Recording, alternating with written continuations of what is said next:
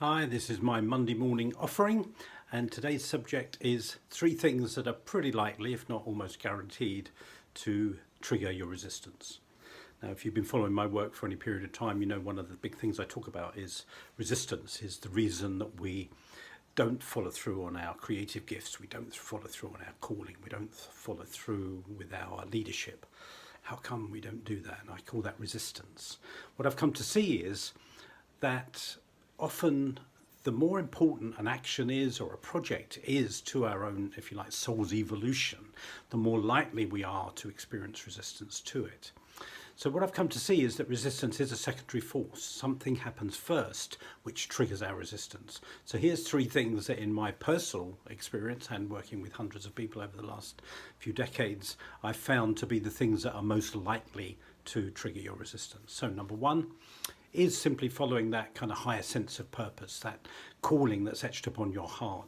You know, most of us are living to some extent a kind of material existence, looking after our finances, looking after what needs to be looked after on a financial and material level. And when we move towards that higher, if you like, spiritual, higher purpose level, that is when our ego, our resistance is likely to kick in big time and try and drag us back down and tell us how stupid we might be to follow that sense of calling or purpose. So that's number 1. Secondly, to show up with any kind of public expression of your own vulnerability often it elicits massive resistance. We have a fear of being shamed, we have a fear of being ridiculed or humiliated or judged. All those things can stop us really being ourselves. We can easily feel this tremendous pressure to hide away our vulnerability. It's not that we don't have it, we know that we have it, but we don't let anybody know, and therefore we don't ask for help.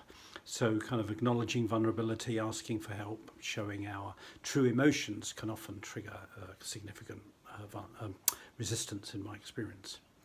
And thirdly, and this is probably one of the biggest ones for many of us, is if we're moving towards showing up to share our leadership gifts.